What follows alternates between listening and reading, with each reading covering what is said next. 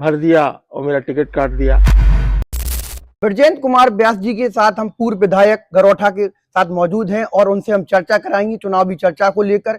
क्या पूरा चुनावी चर्चा को लेकर हम बात करेंगे और गरोठा की चर्चा के साथ हम उनसे जानेंगे कि वो इस समय क्षेत्र में जा रहे हैं, क्या क्या उन्हें समस्याएं देखने को मिल रही हैं और पूर्व में ऐसे जो काम थे जो गरोठा के लिए उन्होंने किए हुए थे उन पर भी बात करेंगे। ब्रजेंद्र जी बहुत बहुत धन्यवाद आपका बहुत बहुत स्वागत है।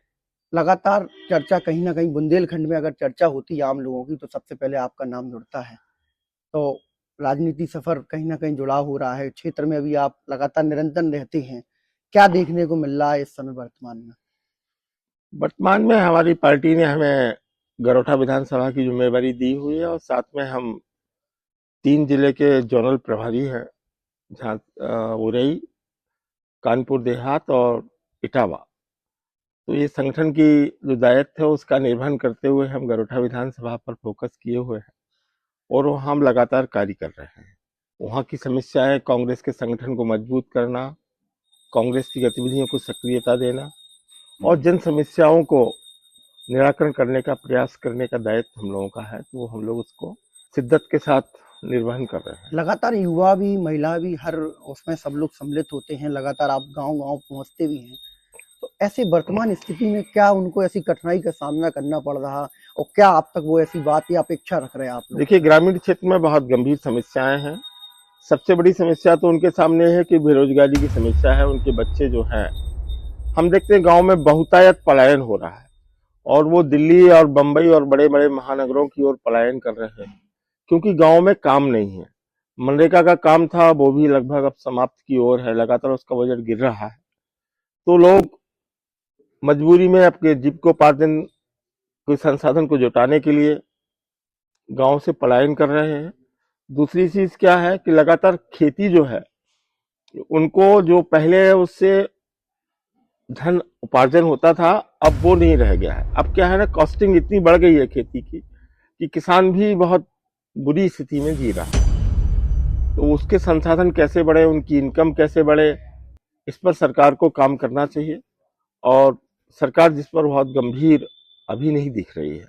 क्या लग रहा है कि राजनीति उसमें बहुजन समाज पार्टी में भी आपने पहले समय दिया, उस पार्टी में भी जी और कई पार्टियों में आप अपनी भागीदारी हमेशा निभाते रहते हैं, जी तो क्या लग रहा है कि उस समय राजनीति में पहले ऐसा सही था कि अभी वर्तमान सरकारों में? देखिए, पहले की सरकार में, खासतौर से बहन जी के सरकार में आज विषय आता है कि कानून व्यवस्था बहुत सुदृढ़ है। देखिए, जो सत्य है उसको मानना भी चाहिए और इसमें भी कोई संदेह नहीं है कि कोई भी आदमी अब गलत काम करके बच नहीं पाएगा। आपने देखा होगा पूर्व के शासन में बहन मायावती जी के समय भी कानून व्यवस्था बहुत सुदृढ़ थी। उस समय भी कोई भी आदमी को गलत करने का अधिकार नहीं है। इवन हम लोग बसपा में थे तो बसपा के विधायकों और सांसदों को भी अधिकार नहीं था कि वो कोई गलत काम कर रहे, क्योंकि हमारी पार्टी नेतृत्व का बहुत ही सख्त निर्देश था कि कोई भी ऐसा आपके खिलाफ वक्तव्य या कोई ऐसा आपका प्रमाण नहीं आना चाहिए जिससे कि छवि खराब हो। तो बहन जी के समय भी लॉ एंड ऑर्डर बहुत ही सुदृढ़ था, मजबूत था।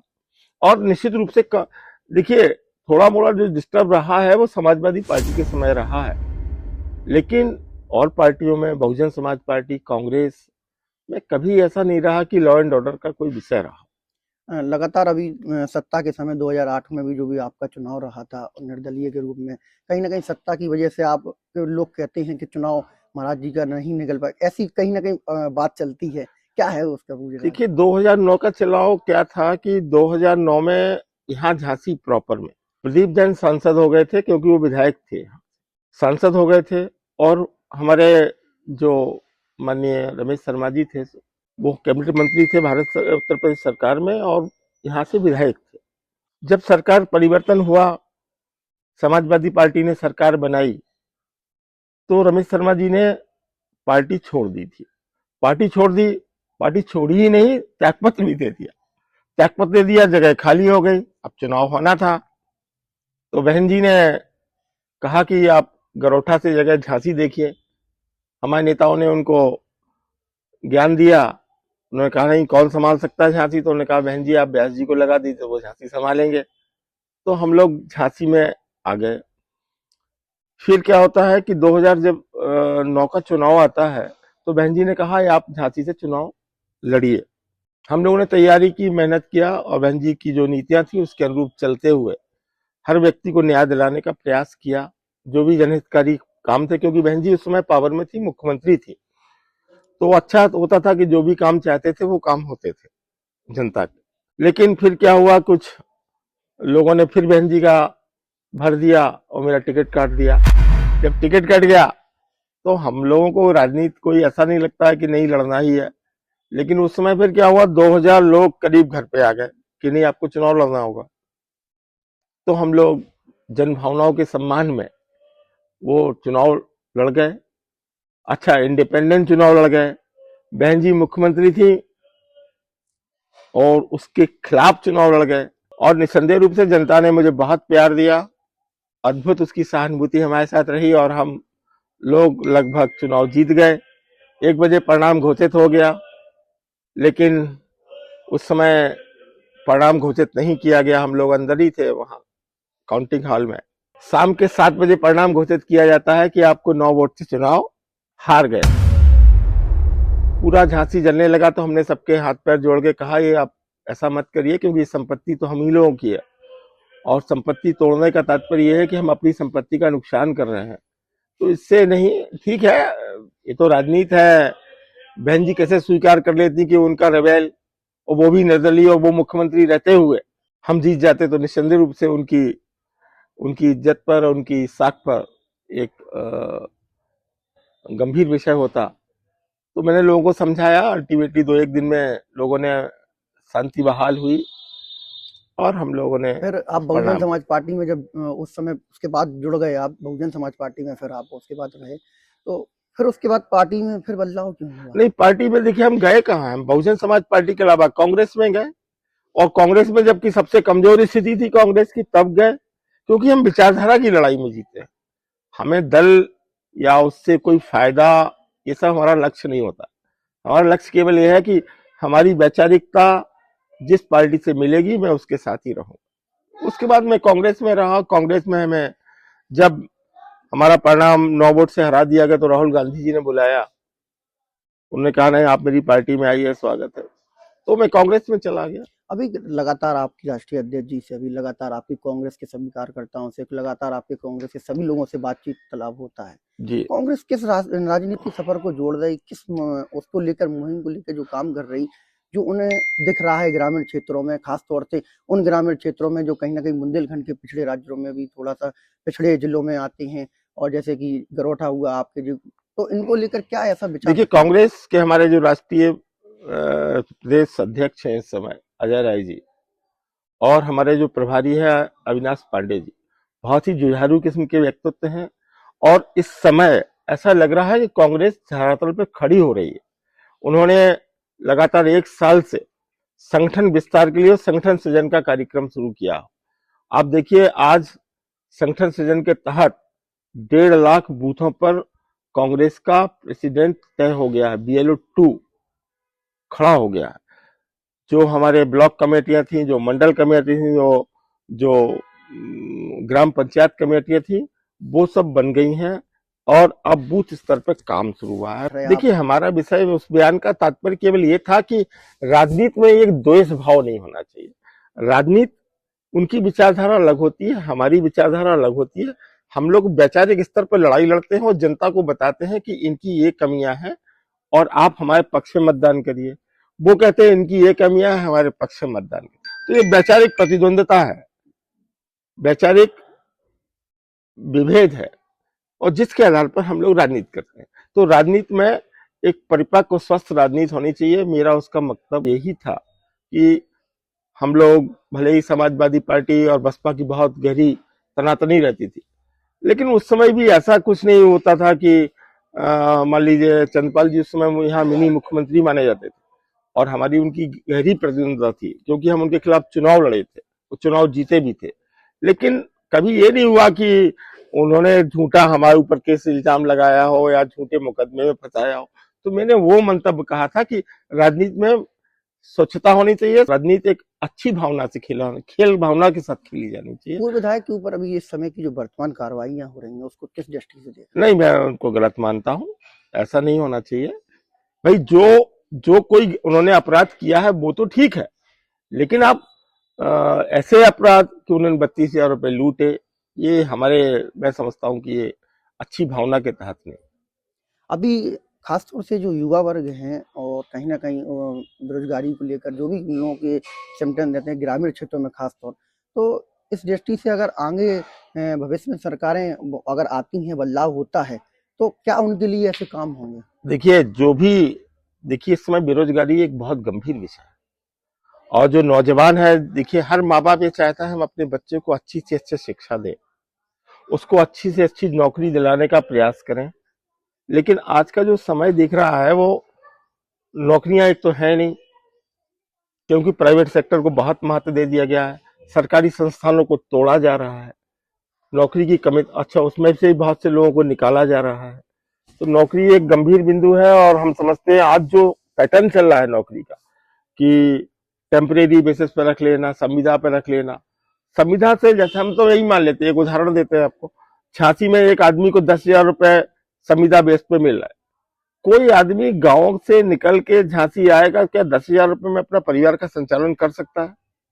हम नहीं समझते वो कोई भी आदमी 10,000 रुपए में एक परिवार संचालित कर सके। वर्तमान सरकार तो कहती है कि हम राशन दे रहे हैं, मुफ्त राशन है, राशन भी हम 2 महीने में 2 बार दे रहे हैं। देखिए राशन तो पहले भी मिलता था, ये आप जो कह रहे हैं राशन तो कांग्रेस सरकार में भी मिलता था, और 1 रुपए किलो मिलता था। फर्क ये है कि आज वो फ्री दे रहे हैं। पहले एक राशन खरीदने में मुश्किल से 5-10 रुपए लगते थे, आज वो फ्री दिया जा रहा है। राशन देके आप किसी व्यक्ति को और अधिक कमजोर बना रहे हैं, मेरा ऐसा मानना है। राशन मिलना चाहिए बिल्कुल, जो विकलांग हैं, जो, लेकिन आप जिन लोगों को राशन दे रहे हैं साथ में उनको माने उनको संबल भी दीजिए कि वो रोजगारित हो जाए, उनका परिवार विकसित हो, उनके बच्चे पढ़ जाए, इस पर भी काम करना चाहिए। लगातार आप लोगों के द्वारा जो पहले रह रहे के नाम पर अभी मनरेगा को लेकर काफी चर्चा हुई आप लोगों जी। तो मनरेगा का उनका विपक्ष का आरोप रहा कि मनरेगा के लिए घोटाले हुए, उसके लिए नाम बदले गए, विपक्ष ने उसको कहा, तो कहीं ना कहीं देखिए मनरेगा में पहले क्या था, 100 दिन न्यूनतम गारंटी का रोजगार मिलता था, अब वो खत्म कर दिया गया। अब गारंटी नहीं है कि 100 दिन आपको रोजगार मिलेगा।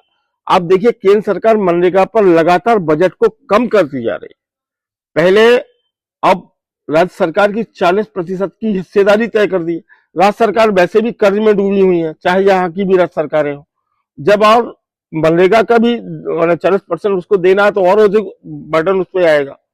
तो हम लोग की मांग है कि मनरेगा से क्या है, ग्रामीण स्तर पर 2-3 चीजें होती थी कि हर कम से कम 100 दिन की गारंटी तो उसको होती थी कि रोजगार मिल जाएगा, और उसे बाहर नहीं जाना पड़ता था। साथ में ग्रामीण क्षेत्र में जो गांव है उसका विकास हो जाता था। अब तो उनका मन है तो देंगे, नहीं होगा तो नहीं देंगे, ठेकेदारी व्यवस्था लागू हो जाएगी, कहाँ काम होना है ये भी जरूरी नहीं इस गांव के लोग इसी गांव में काम करें। ये विषय है उसके। अभी आपने देखा होगा कि आम लोगों के बीच जो डिजिटल मीटर्स जो पहुंचे, आम सरकारों ने कहा कि उस मीटर से लाभ ये होगा कि कहीं ना कहीं जो टैक्स है, वो पैसे हैं बिजली विभाग के, वो समय पे जमा होंगे। कई सरकारें लगातार काम कर रही हैं। वहीं अभी वर्तमान सांसद जी का भी उनने कहा था कि स्टेशन को लेकर मैंने इतने करोड़ का बजट पास कराया, अब उसको लिए जो विपक्षी है वो कर रहा है, विकास नहीं चाहता है। नहीं, विकास होना चाहिए, लेकिन विपक्षी का एक मकसद है कि पुरातन ऐतिहासिक जो हमारी धरोहर है उसको भी संरक्षित किया जाना चाहिए। ठीक है, विकास हो, अच्छी बात है, होना चाहिए, अच्छे स्टेशन बने, अच्छे एयरपोर्ट बने, अच्छी चीजें हों, लेकिन उनका विषय है कि केवल पुरातन संस्कृति को, पुरातन ऐतिहासिक जो हमारे स्थल हैं वो बने रहें। जब आप वर्तमान में विधायक थे वहां पर, तो ऐसे कौन से काम थे जो हुए थे उस समय, और आज वर्तमान स्थिति में ऐसे जो काम हैं जो आगे आप सोच रहे हैं, विचार रख रहे हैं? जो काम वहां होते थे, तो मेरा सबसे महत्वपूर्ण विषय उस समय ये था कि ग्रामीण क्षेत्र है हमारा, पूरी अर्थव्यवस्था जो है वो वहां एग्रीकल्चर बेस्ड है, कृषि आधारित है। तो जब तक किसानों को उन संसाधनों को मुहैया नहीं कराया जाएगा जिससे उनकी कृषि की आय बढ़े, उनकी फसल बढ़े, तब तक क्षेत्र का विकास नहीं होगा। तो हमने सबसे ज्यादा फोकस दिया पानी वहां पहुंचे, और आप मालूम कर लीजिए आज 50 साल के इतिहास में कभी पानी टेल तक नहीं पहुंचा। ठर्रे बरमाइन कभी पानी नहीं पहुंचा। हम लोगों के समय में नहर ठर्रे बरमाइन टेल तक पहुंची, जिससे किसानों को लाभ मिले। और बाकी जो विकास के काम होते थे, बिजली के थे, जन समस्याएं थी, रोड सड़क बनाना, ये एक सामान्य काम थे, लेकिन फोकस था हमारा कि सिंचाई के संसाधन बढ़ाए जाए। आम लोगों में भी एक चर्चा रहती है कि ग्रामीण क्षेत्रों में, जैसे कि जो ग्रामीण क्षेत्र की विधानसभाएं हैं, वहां से बालू खनन का बड़ा वो अतिक्षेप रहता है। तो लोग बहुत चर्चा करते कहीं बालू खनन, कहीं कुछ ऐसा। आपके समय में क्या बालू खनन होती थी क्या? नहीं, बालू खनन होती थी, लेकिन बालू को पट्टे बाकायदा नीलामी होती थी, ऑक्शन होती थी। उसके समय भी होती है, अभी भी ऑक्शन और नीलामी से होता है। अब लेकिन जो जिनको करना है उनको कोई नहीं रोक सकता, जिनको अवैध खनन करना है उनको कोई नहीं रोक सकता। सर, एक चीज और, बिहार में इंडिया गठबंधन पूरी तरह पस्त हो। अब यूपी में आप बसपा से बेहतर गठबंधन मानते हैं या समाजवादी पार्टी से कांग्रेस का बेहतर? देखिए, ये तो हम तय नहीं कर सकते, ये तो पार्टी तय करेगी, हमारा राष्ट्रीय नेतृत्व तय करेगा, प्रदेश नेतृत्व तय करेगा कि किससे गठबंधन अच्छा है। और ये तो पार्टी का विषय है, हमारा विषय। विकास के काम तो चलते ही थे। हम तो अपने आप से बता रहा हूँ, हम बहन जी के पास पहुंच जाए, बहन जी यहाँ ये काम हमारे यहाँ, इतने केवी की लाइन, इतना ये ट्रांसफार्मर चाहिए, इतना हमें हैंडपंप चाहिए, बहन जी ने कभी मना नहीं किया। हमारे समय कम से कम नहीं लगे होंगे तो 1000 से ज्यादा नल लगे होंगे हमारे क्षेत्र में। एक चीज और आती है कि लोग कहते हैं बुंदेलखंड में बसपा बहुत मजबूत होती थी, पहले 21 सीटें होती थी, फिर 19 सीटें हुई, और बसपा 2009 से एकदम से डाउन हुई। ये मतलब मुख्य बसपा के पतन का कारण क्या है?